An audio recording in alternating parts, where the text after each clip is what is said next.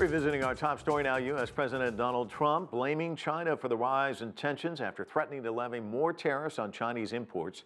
For more on the tariff frictions between the United States and China, we're joined by Irene Chen. She's an attorney at Mei Mark LLP. She served as an attorney and advisor to the U.S. Department of Commerce and the U.S. International Trade Commission.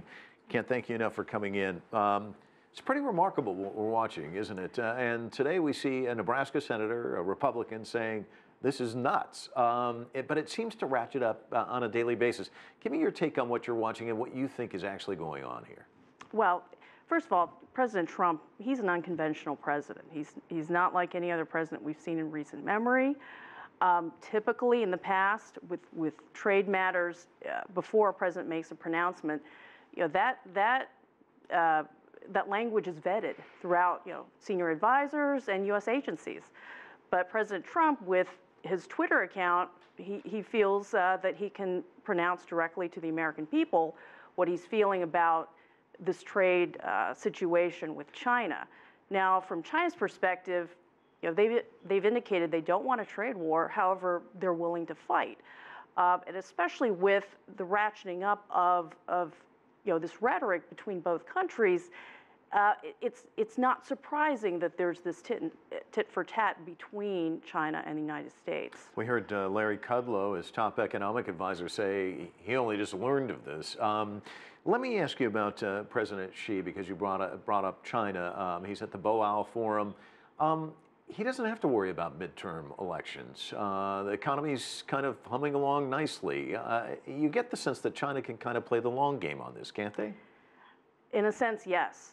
Compared with President Trump's situation, the U.S. is having midterm elections coming up, and it's already become pretty clear that there's a lot of pressure being put on the Trump administration to try to resolve this quickly, and not just to trade barbs. Even members of his own party, as you just indicated, his own party, Wall Street, U.S. businesses, and U.S. consumers.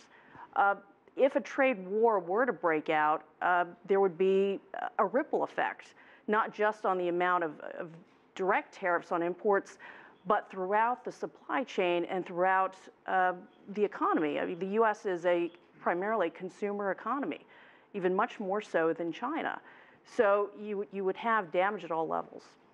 You mentioned Wall Street. I saw one of the folks on the stock exchange today say it's not a full-scale panic yet, but we are seeing the market taking dips and dives, cratering again today.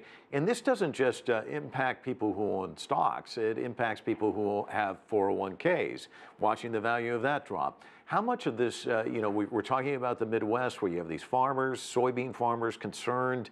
You have a senator in the Midwest also echoing those same concerns.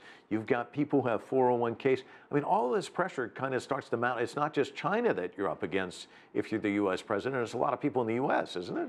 Absolutely. And now that President Trump has amped up the rhetoric so much, he's got to sort of, put his, money where his mouth is. He's got to show that this is for a reason, why he has engaged in these very strong unilateral actions against China. And he's got to resolve or come up with a solution to this trade dispute quickly. If this does drag out into June or deep into the summer, and these tariffs actually start being put on products, on imports, then I think politically he will have a lot of difficulty. It's a lot easier to tweet, I think.